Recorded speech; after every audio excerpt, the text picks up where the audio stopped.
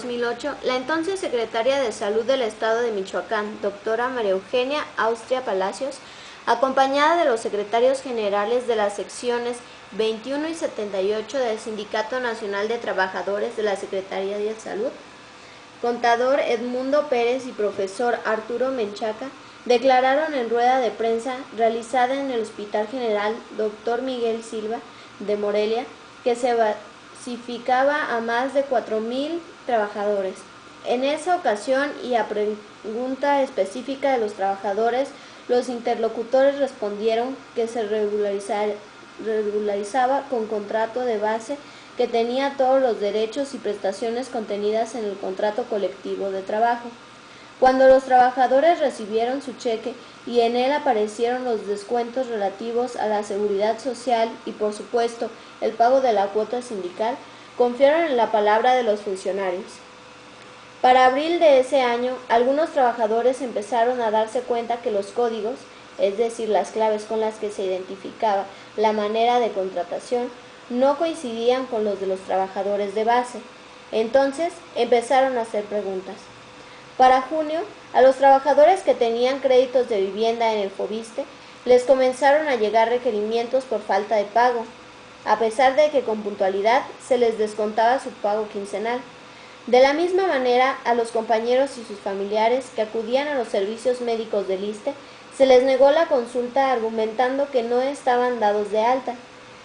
Los pagos a terceros institucionales, aseguradoras, empresas vendedoras de muebles, aparatos electrónicos, también fueron suspendidos, pero eso sí, descontados a los trabajadores rigurosamente. De ese tamaño era la mentira. Por eso, el 11 y 12 de septiembre, de manera espontánea, fueron cerradas las áreas de consulta externa y las cajas de cobro de más de 50 unidades médicas y administrativas en todo el estado de Michoacán. El insólito e inédito suceso abarcó a todos los hospitales de la ciudad de Morelia. El 12 de septiembre por la noche se reunieron en el Hospital Psiquiátrico de Morelia el doctor José Torres Orozco, todos los representantes de las unidades que participaban en el paro de labores.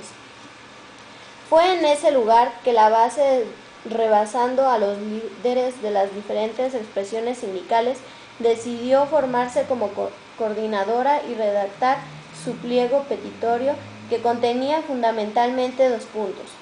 Primero, no represión de gobierno y segundo, bases federales para todos. Los trabajadores de la Secretaría de Salud no estaban contra el sindicato, estaban contra los líderes sindicales que se prestaron para enseñar a los trabajadores o para hacerle el juego al gobierno. Desde los primeros días del paro, se evidenció que ni la Secretaría de Salud ni el gobierno del Estado tenían intenciones de negociar, pero sí de lanzar amenazas. Pronto los trabajadores se dieron cuenta de la magnitud de la mentira. El recuento de los daños era el siguiente. Más de 1,000 trabajadores despojados de sus labores federales o estatales con todos los derechos, y algunas de ellas habían sido repartidas estratégicamente como pago de facturas pendientes. Más de 2,500 trabajadores homologados que habían sido despojados de todos sus derechos. No había contratos de base. Los 4,000 trabajadores habían sido engañados y estaban incluidos en un convenio llamado para la regularización de los trabajadores precarios, que en resumen contrataba definitivamente a los trabajadores y les quitaba todas las prestaciones sindicales, excepto una, que no era precisamente una prestación, el pago de la cuota sindical. Entonces ocurrieron los hechos lamentables del 15 de septiembre. Es menester aclarar que la Secretaría de Salud del Estado pudo atender de manera ágil y expedita esa urgencia médica, porque en un día festivo había trabajadores extras en todas las áreas, porque estaban haciendo guardias durante el paro. Así es que muchos médicos, anestesiólogos, cirujanos, traumatólogos, químicas, enfermeras y enfermeros, personal administrativo, no estaban de turno. Pero dejando atrás las diferencias laborales, el acoso y la amenaza del gobierno se volcaron a la atención de los heridos por el atentado. La coordinadora de trabajadores organizó los trabajos en el Hospital de la Mujer, en el Hospital General de Morelia, Dr. Miguel Silva, en el Hospital Infantil de Morelia, Eva Samano de López Mateos, en el Centro Estatal de la Transfusión Sanguínea, en el Almacén Central, hecho que tuvo que ser reconocido incluso por el propio presidente de la República en su sala de prensa. Las negociaciones se empantanaron por muchos días más. Ninguna sensibilidad de parte de las autoridades, mucha negociación y voluntad para destrabar el conflicto por parte de los trabajadores. Un bono remedial y mesas de negociaciones permitieron finalmente, más por voluntad de los trabajadores que del gobierno, levantar el paro del 29 de septiembre del 2010. ¿Qué ganamos en ese paro? Que más de 1,000 trabajadores que habían sido despojados de sus plazas de base las recuperaran con todos los derechos, que las condiciones generales de trabajo que no involucraran recursos se aplicaran indistintamente a todos los trabajadores. Concepto 30 en tiempo, bases de salida, vías económicas.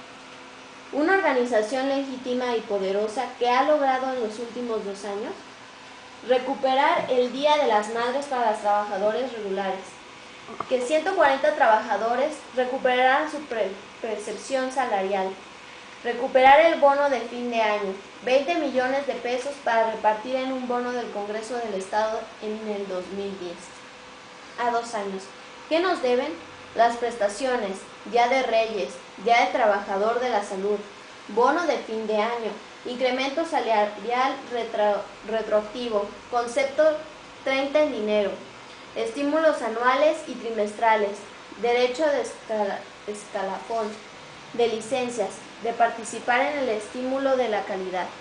Los resultados de la autoridad que realizó la Coordinadora de Contraloría del Estado de Michoacán y una realidad realizada por la Facultad de Economía de la UNAM, y en la que se evidencia el tamaño de las irregularidades y se señala a los responsables. No existe la más mínima intención del gobierno de transparentar este proceso.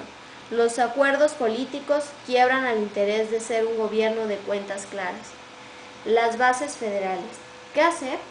Integrar un Frente Nacional de regularizados para pelear por todos los derechos y por la basificación federal.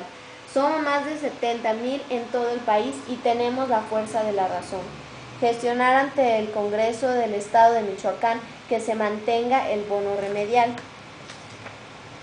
Este movimiento nos enseñó a las y los trabajadores de la Secretaría de Salud que hay nuevas formas de organizarse, que las negociaciones directas y colectivas son posibles, además de ser más efectivas que las del poder unipersonal de líderes corrompidos. Seguiremos marchando hasta la recuperación plena de todos nuestros derechos, aún más ahora que nuestra voz y la de los compañeros de Oaxaca, Guerrero, Distrito Federal, Estado de México y Coahuila se empiezan a integrar en un gran frente nacional.